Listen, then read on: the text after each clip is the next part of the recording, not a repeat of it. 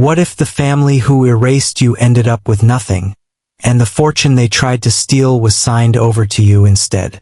The room reeked of varnished wood and betrayal. My pulse thundered in my chest. I'm Luther Vale, 33, just a guy who runs a little café in Spokane, grinding beans and serving regulars. Ember's Hearth. It's named after my mom, whose warmth still keeps me steady. But today wasn't about coffee. Across the table sat Celeste, the woman who carved me out of my father's life. Her sapphire rings glinted like warning lights. She was sure my father's $180 million empire was already hers. I thought she was right until the lawyer began to read. This wasn't my world.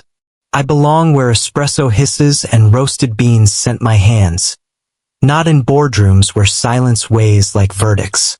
For years, I stayed away from my father's empire.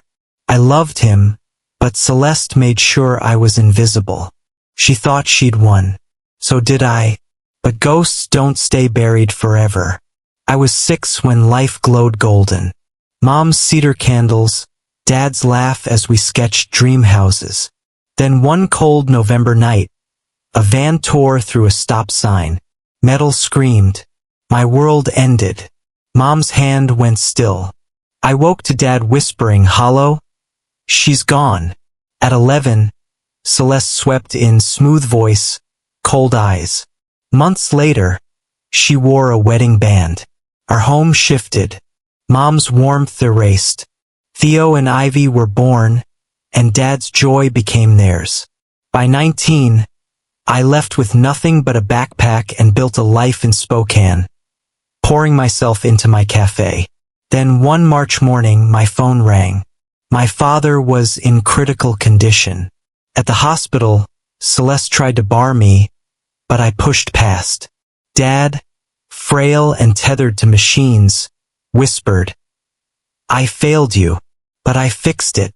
6 days later, he was gone. At the funeral, Celeste hissed in my ear, "Don't expect a payout. This is my family now." But Dad's last words clung to me.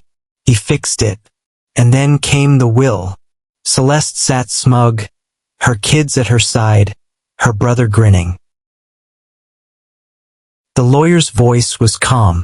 To Celeste, Theo, and Ivy, I leave the Oregon cabin and the '99 Jeep. Celeste's laugh was sharp. What about the firm? The accounts? The lawyer looked at me. 6 years ago, Gideon Vale created a trust. It holds the firm, the estate, the villa, and $180 million in assets. The sole beneficiary is Luther Vale. The room exploded. Celeste shrieked.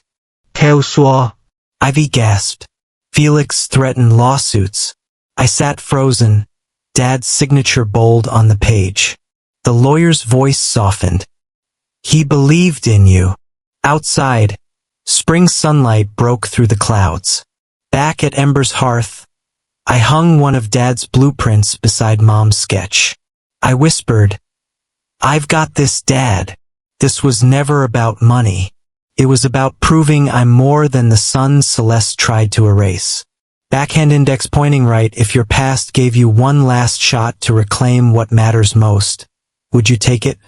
Drop your thoughts in the comments, and don't forget to subscribe for more stories that hit deep.